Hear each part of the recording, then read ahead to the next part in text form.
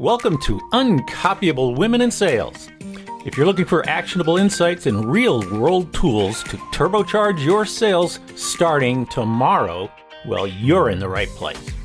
Your host, Kay Miller, earned the affectionate nickname Muffler Mama when she sold more automotive mufflers than anyone else in the world.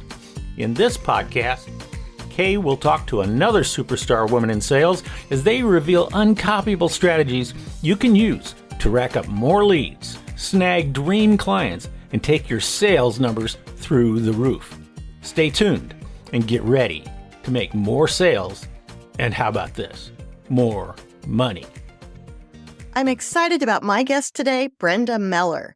Brenda is a LinkedIn specialist and author of the book Social Media Pie, which I highly recommend.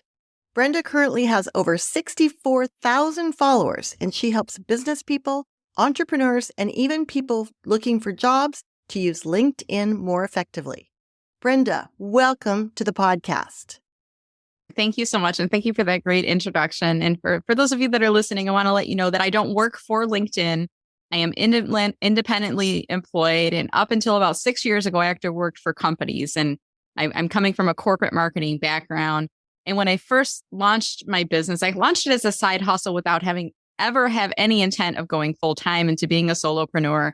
But one day I find myself and things were starting to ramp up and I decided to make the change to stay self-employed. And I had to quickly become a salesperson, Kate, and I'm not comfortable with sales. So when I share this with you, I'm imagining there's folks that are listening that are, very comfortable. They work in a sales role, and there might be other people that are just looking at new strategies and specifically, how do we use LinkedIn more effectively for sales? So right off the bat, I'm going to give you and your listeners a tip, and that is there's this formula that LinkedIn uses. It's called your LinkedIn Social Selling Index, or SSI. And you can Google it. I'll grab the link for you if you want to put it in your show notes. And basically what this is LinkedIn has a formula that they calculate your effectiveness at social selling. And this means your effectiveness as building your personal brand, finding the right connections, getting conversations started, participating in conversations that are already kind of happening on the network. And there's a couple other factors that go into it, but it's an index, which is a score of 0 to 100. So 50 means average. And Kay, it's kind of like when we were parents and we would take our kids to the pediatrician and they would say your child is in the 50th percentile for height and weight. We knew they were average. So I always like to tell folks, if you come up with a score of 50, it doesn't mean you're only at 50%. It means that you're at the average for all other LinkedIn members. And they take they have these four categories. You can get up to a maximum of 25 points for each, and they kind of break down the formula. So this is just a really quick way of looking at where are you right now as it relates to social selling, which is LinkedIn's index, LinkedIn's methodology, but we're playing in their sandbox. So I think it's important to know right off the bat where you stand on LinkedIn by looking up your SSI. And I think the last time I looked mine up, Kate, it was probably 86, 87. I think I've been as high as an 88. And LinkedIn is what I do for a living. So I don't think I've met more than one person that's had a score above 90. So it's really an impossible goal to try to strive for that. But I think right off the bat, it can be helpful to look that up just to get like a benchmark. Where are you at today as we start to think about using LinkedIn for selling? And Kate, did we look up that score for you when we were working together? I don't think we did. And I did. My husband, Steve, I'm sure everybody listening to my podcast knows Steve Miller, the marketing guru. And we hired Brenda to help us on our LinkedIn marketing and profiles and all of that. But I don't remember looking that up. And did you already talk about how you do that? Yeah. So the easiest way, you could just Google LinkedIn Social Selling Index and find the link. I'll give it to you. I've created a web page where I explain it in my own terms, and then you click on the link. All you have to do is be logged into LinkedIn, and then you'll click on the button that will say get your score or get your score free. And it's free to look it up. And then as long as you're logged into your LinkedIn account, it will automatically pull up your score and do the calculation for you. And then on the screen, it will show you your total score, and it'll show you how you rank within your industry, within your network, even within your company as well. So fairly easy. I usually tell people the easiest way is just to Google it. Google LinkedIn Social Selling Index, and you'll find the link to look up your score. It does exist inside LinkedIn, the platform, but you have to have Sales Navigator to find it. But if you Google it, you can just find the front end just by doing that Google search and looking at the search results. One thing I want to go back to is interesting, and that is that you don't see yourself as a salesperson. You know, and, you know, a lot of people, an entrepreneur or, you know, so many different roles, we are all selling. We're selling ourselves. We're selling our business. We're selling our products and services. So I think it's really interesting that you have grown your business so much. So you're obviously selling. And of course, part of that is marketing. And I know you put out a ton of content that draws people in and as a marketer. And then you have the opportunity to deal with them one-on-one and make a sale. Yeah, absolutely. And when I say that, like, I don't come up through a traditional sales background where, you know, and I've interacted with these folks that are traditional salespeople, and they use the same approaches on LinkedIn that they use when they're pitching you with a cold email or, you know, trying to get you on the phone and things like that. And it doesn't work on LinkedIn. It doesn't work as effectively on LinkedIn, I will say. And there's now a term for these people that will come into your inbox. It's called pitch slapping. You know, they invite you to connect, you accept it, and immediately you're hit with a pitch. And I got one just the other day, and it was interesting because he said, hey, we found your profile. And I don't really believe he looked at my profile at all. We found your profile. We'd like to discuss partnerships and collaborations with you. And my company's CEO made this 5-minute long Zoom or Loom video. I think it was called LOOM video that you can watch to discuss the partnership. So, you know, first off, it felt very cold and impersonal because he mentioned nothing about my profile. He didn't say, hey, you're a LinkedIn coach and we have some clients that need help with LinkedIn. He could have done that and he didn't. The second was, here's a video that my CEO made. So it's not even something from him, it's from a second person. Third, it's a 5-minute long video. Do you think I'm going to click and watch a 5-minute long video from someone I don't know about a solution I don't think I need when I don't even think they've given me the time or effort to look at my profile? You know, usually when we get hit with these, are most people just ignore them. Some people will disconnect from the person on there. Occasionally, I've tried selling back. I've said, hey, are you aware that I'm a LinkedIn coach? Looks like you might need some help. Here's my one-to-one services page. And it doesn't ever go anywhere from there. But, you know, the approaches that you use with traditional selling, at least in my experience, are different than the approaches to being effective on LinkedIn, because it's really more about relationship building. And Kay, you and your listeners have probably heard of the expression, people do business with individuals they know, like, and trust. I add in their value as well. People do business with people they know, like, trust, and value. Because I think what's happened, especially over the past few years, we've seen an increase in free webinars and free videos and free offerings and free discovery calls and things like that, which is great. I can get 200 people on a free webinar any day of the week. But I think the key is, how do we sell to them? How do we convert them from a freebie, you know, coming into a webinar for free, to a paid client? They have to value what you offer. They have to see the ticket prices that you're offering out there, whether it's consulting services or coaching services or online courses. They have to see the value to pay for that, to do business with you. So my approach has been more of a marketing consultant than it has a traditional seller or a salesperson. Does that make sense, Kay? It does. It does. It totally does. But in almost every sales role, you know, salespeople are tempted to talk about themselves, focus on the company, all about me. And, you know, like you said, if you get some type of a pitch like that, it's obviously generic. They don't mention anything about you. And of course, like you said, who's going to give 5 minutes or 1 minute to watching a generic video like that? So your strategy of really offering some great content first is a much better way to develop that relationship. And then, how would you say that is, you know, you've been most effective in converting those to paid clients, which of course, like I said, I'm one of them.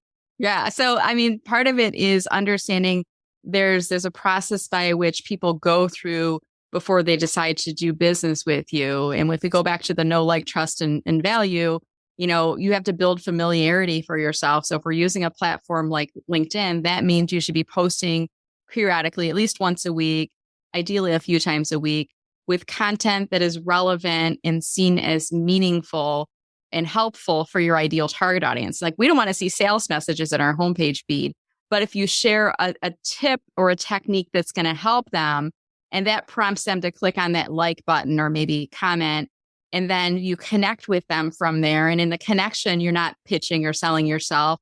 You're personalizing it to them. And then after they accept the invitation, what I will tend to do is I'll say, thanks for accepting, or thanks for joining my LinkedIn network. Hey, if you have any LinkedIn questions, let me know. And then I literally drop the mic and walk away. That's my sales pitch. If you have any LinkedIn questions, let me know. That's my sales. And maybe you could say I'm not a good salesperson, but what I find is if you do have a question about LinkedIn at that point, you will message me back. Actually, I do have a question, and here it is. And short questions will sometimes prompt me to do a post or a blog. And if I've already done a post or a blog or a video, I send them the link back. And then if it seems like there's more interest, then I say, I do offer some one-to-one LinkedIn services. Let me know if you'd like to learn more. And it's almost like we're playing a game of tennis at this point, and we're volleying information back and forth.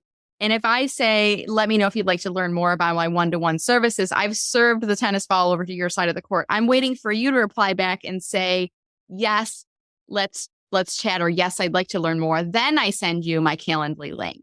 And I feel like a lot of times I see people moving too far, too fast before the other person has engaged and even raised their hand and say, yes, I'm interested in learning more. So there is a process that we can use to move people through. But I think you need to keep in mind, LinkedIn, even though it's a professional networking site, it's still social media, and social means two-way, so you need to have some interaction both ways. But yeah, when you talk about the pitch slapping, it's surprising to me how quickly people will jump into that. As soon as you request, accept their friend request, they immediately send you something. So that's a big turnoff. And, you know all about the moves. So how would you describe your moves and how you deliver content to them? That's a great question. So I love the concept of the moose because it immediately takes me back to the book and what we were talking about and what you guys were talking about in the book. So, for me, I have a couple of distinct audiences that I work with. So I'm going to speak to executives on LinkedIn, maybe a VP of sales or business development. What makes it a moose for me, an ideal prospect, is somebody that is actively using LinkedIn. And I can tell that they're active because I can see that they're posting regularly. They're maybe periodically engaging with others, maybe some comments and likes. I go to their company page, and their company page is somewhat active. They've got some branding on it, some descriptions, but their posts aren't really getting a lot of engagement. Their employees are never interacting with their posts. I can see right there that this is an opportunity for me to reach out to that person to kind of say, hey, have you ever considered training your sales team on how to use LinkedIn? And, getting them involved in that conversation, getting them into a discovery call. And typically they've got a training budget that they're using, that they're not fully using at that point, and they'll bring me in and train their entire sales team. And it's really effective because if the person who's leading up sales is already active on LinkedIn, they know firsthand the value of LinkedIn. And sometimes it's kind of like, I use analogies and stories a lot. Okay. So it's kind of like if I tell my son, you need more sleep, you need to eat more fruits and vegetables, you need to drink more water to be healthy. And he won't listen to me, but we'll go to his doctor. And the doctor will say, if you want to be healthier, you've got to eat more fruits and vegetables. You've got to get more sleep. You got to drink more water. And my son will come home with let's stop at the fruit market on the way home because the doctor says I need to eat more. And I'm like, I literally told you that already. You're not listening to me. And sometimes it's the same way when we're thinking about our organizations, that the team won't listen to the sales leader, but they'll listen to the sales leader if they bring in an outside expert to train them on LinkedIn. And then it supplements what their boss is already saying to them. So that's just one technique I use to connect with my moose on LinkedIn. Yeah, so you do reach out sometimes, and why don't you speak to, what do you think about Sales Navigator? So I have a subscription. I've been in Sales Navigator for a few years, and I'll be honest, Kay, I have Sales Navigator so that I can answer my clients' questions. I don't really use Sales Navigator that much for generating new leads because I'm using either the free basic version of LinkedIn or LinkedIn Premium on the front end of doing that. What I like about Sales Navigator is it does give us the ability to create lead lists and company lists and create a feed of just those organizations and individuals. And then it does give access to some additional filters, some deeper nuggets that we can drill into. One of my favorites is I can put people into a list of leads and add a filter that says that they're following my company page, but they're a second level connection. So for me, that's really valuable because people that are following my company page is essentially like they're raising their hand. They want to learn more about Meller marketing and they're not connected to me. So then I can use that as a point of introduction. I can say, hey, I was reviewing page followers for Meller marketing. I'm the face behind Meller marketing. Let's connect on LinkedIn. And in many instances, I won't say, hey, I saw that you looked at my profile. That to me feels a little bit like creepy and stalkerish, but following a company page, you know that you've taken that action. You clicked on a button that said follow. In the back of your mind, you're probably thinking the page is aware that you clicked on follow. It's almost like subscribing to an email list. So I'm comfortable saying, hey, I saw that you followed my page. I'm the face behind it. So now I'm humanizing my business by introducing myself. And then there's a really good likelihood they're going to accept it. And after they do, then I say, thanks for joining my network. Kay, let me know if you have any LinkedIn questions. Drop the mic, walk away, right? The same technique I talked about earlier. And in this case, they might reply and say, yes, thanks so much. I found your page because, or I was looking for something and found and then it's just a really easy conversation to have. And we move into, it's a conversation. It's not a sales pitch at that point. Right. And then, like you said, you ask, do you have any questions or how can I help? And then do you rely, because I know you do a lot of programs and you promote them on LinkedIn. Yeah. And that's the way that you get them again to go to the next step, right? Yeah. And there's different techniques. I do offer webinars and online courses and things like that. I have been doing a lot more lately with creating lead magnets. They used to call them different things. I remember back years ago, it was like white papers. You could subscribe to get our white paper on X, Y, and Z. And lead magnets nowadays, it's typically in the form of like a checklist or some type of a downloadable resource. So for example, I have a 15 LinkedIn profile tips for coaches and consultants. So you can download that from my website. And when you download it, you provide your name and your email address. And there's a little box that says, hey, by doing so, you're getting on my VIP email list where I'm going to send you LinkedIn tips and offers about upcoming events. And you can subscribe at any time. I don't like spam. I don't send spam, that kind of thing. And then after they download the checklist, they're entered into an email sequence. So day one is kind of like the welcome. Here's the download again, in case you can't find it. Day 2 or 3 might be, here's one tip and we drive a little bit deeper into it. Day 3 or 4 might be, hey, have you updated your LinkedIn app lately? So it's a little bit of a bonus on top of it. And I take them through a series of steps. Day 7 might be, here's the last daily tip you're going to get from me. By the way, if you're interested in working with me one-on-one, if you found value in these tips, you like the checklist, it's bringing you value. Hey, I'm open to working with you. And here's some ways that we can do so together. And if not, you'll continue to get my weekly or my monthly emails at that point. Today's podcast is sponsored by the acclaimed book, Uncopyable Sales Secrets, How to Create an Unfair Advantage and Outsell Your Competition by Kay Meller. Put the secrets in this book to work and you'll make more sales, grow your network, and become a top earner. See the show notes or go to Amazon.com and search for Uncopyable Sales Secrets to order the book right now. Having them into my ecosystem, if you will, I'm building up trust, I'm building up familiarity.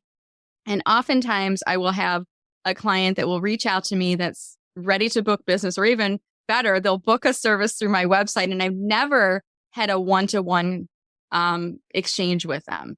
Maybe we had a LinkedIn interaction and they clicked off to my checklist at that point, but they'll say things like, I've been following you for years and I see that you give so much value. I'm so excited to finally be working with you. That's what you want. You want people like knocking on your door to say, hey, I know you can help me because I've been following you and I see all the value that you're putting out there.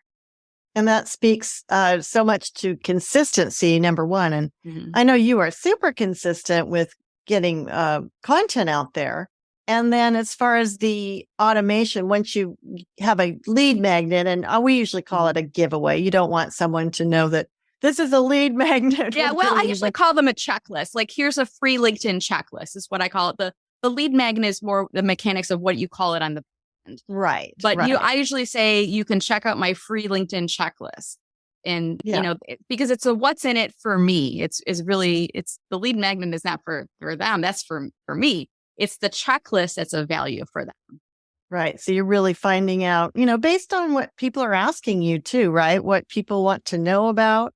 And then what's cool about the emails, of course, is that can be automated. And I'm sure you automate all of that. So you're, doing a drip campaign and giving them more and more content. And like you said, maybe inviting them to, schedule a time with you, but it's really content driven. And again, your lead magnet is always something that your audience will find useful. I know engagement is huge on LinkedIn. I know that you do polls and other things. What tips would you give to get more engagement on LinkedIn? Oh, the easiest thing, Kay, is to ask for it. And I think I see a lot of people, they don't do this in their posts. They'll put out a really great thought leadership article, or they'll summarize some takeaways about trends and things that they're seeing. And at the bottom, they'll put like 3 to 8 hashtags, which is good. Using hashtags is good. But I don't see any invitation for people to participate in the conversation. So you could simply start just focusing on every post, adding in a call to action. And the call to action can be, what do you think? Comment below.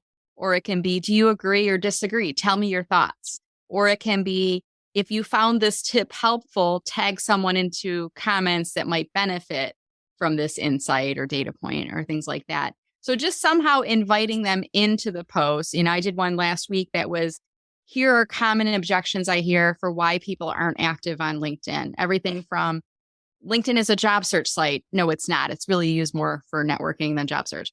I don't want my boss to think I'm using LinkedIn to find a job. Again, going back to the earlier point. I don't know what I'm doing on LinkedIn. So I put a whole list together of common objections I hear why people aren't active on LinkedIn. And then at the bottom of the post, I said, I'm sure there are other reasons people don't use LinkedIn. What would you add to the list? And now everybody becomes an expert, right? Everybody's like, well, I want to right. Everybody has an opinion.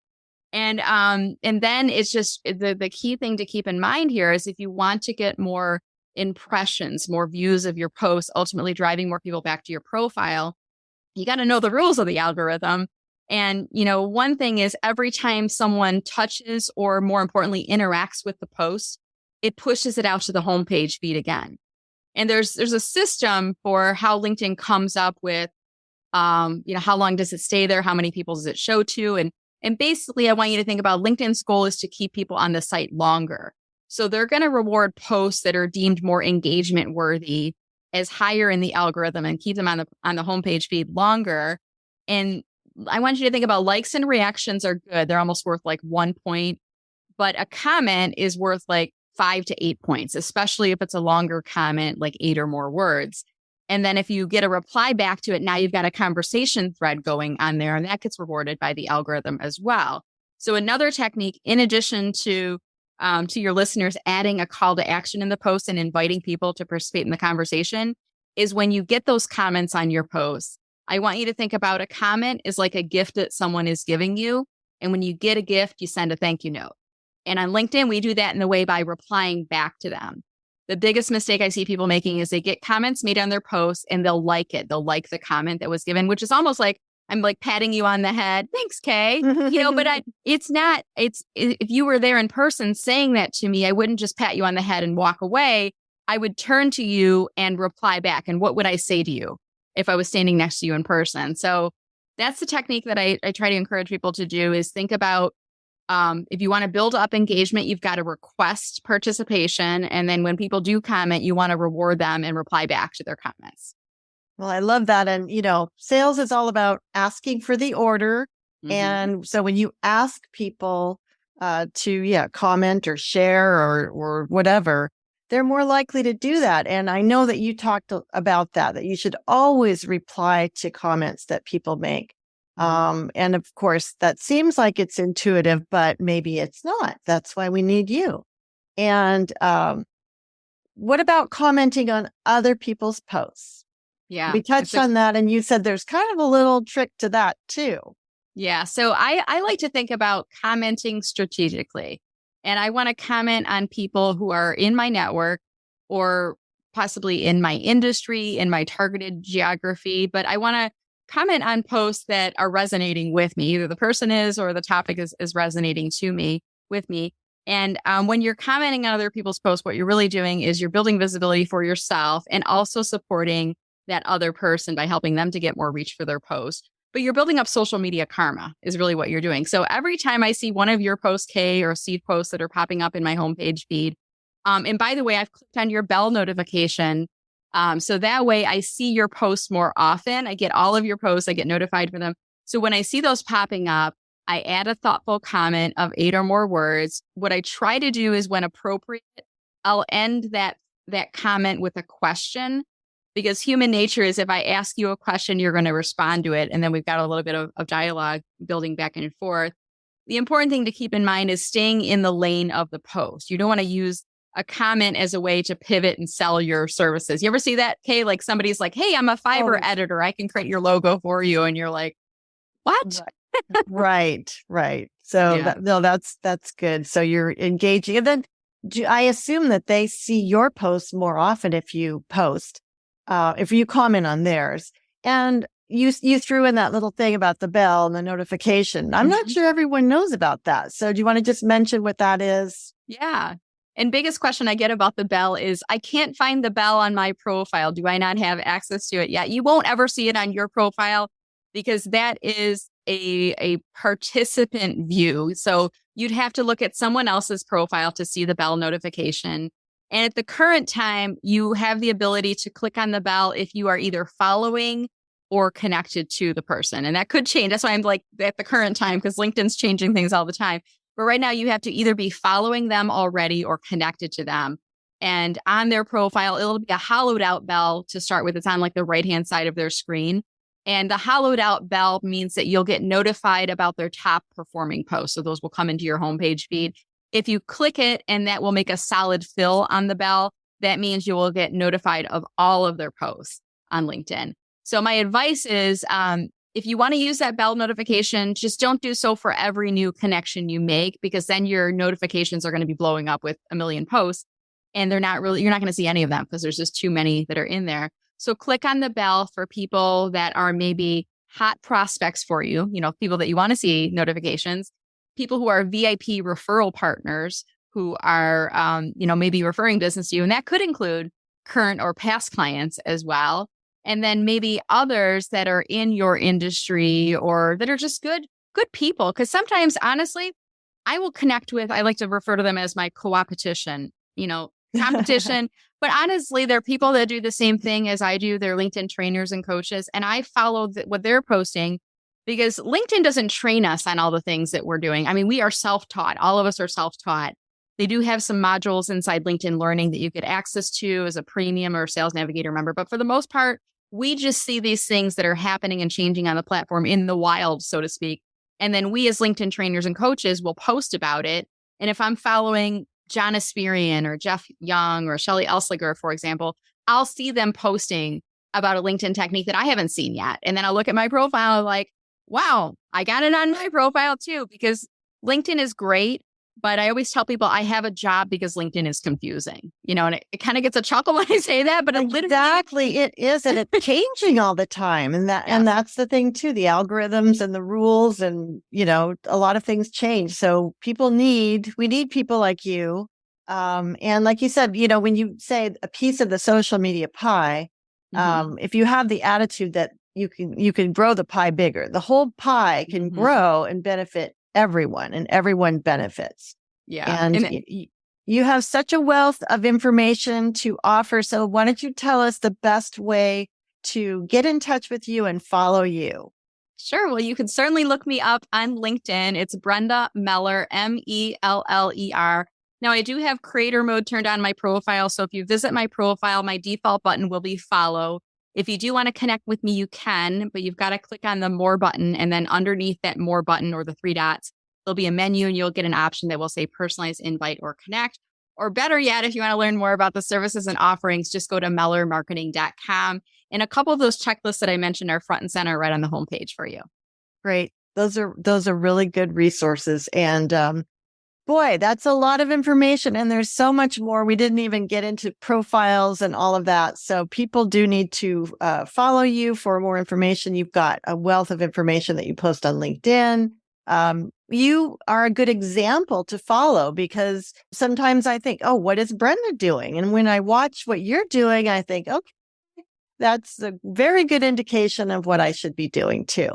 And again, I really recommend Social Media Pie, which is a great branding piece there that Brenda talks about pie. And you do offer some personal things about you and what you do, walking your dog and your family and some adventures. Because, I mean, sales really is about networking and connecting. And especially on a human level, AI is the big thing now. But really, people, when you talk about trust and knowing and liking people, you really have to reveal a little bit about yourself. And I think that is great. And again, you're a great example of how to balance that with content that's helpful, but also letting people see who Brenda Meller is. I appreciate that, Kay. Yeah, it's a lot easier just to be me online and not worry about being this public figure or something. And I didn't have Pepper, my dog, when I wrote Social Media Pie, or else she would definitely be in the book because we're always going on walks and I'm doing videos and whatnot with her now and sharing that. But my personal brand, a part of that is my love of pie, like the baked good pie. And there's a lot of analogies to pie and getting a slice of the pie and the pie pointing at you and pointing at your target audience. There's a lot of analogies. And I try to make that book something that's useful, entertaining, but also it's not like a LinkedIn 101. It's more like, how do you dial up your efforts on LinkedIn? How to get more out of the network effectively. But yeah, I just try to be myself and I try to have fun and be authentic. I think that's important to do.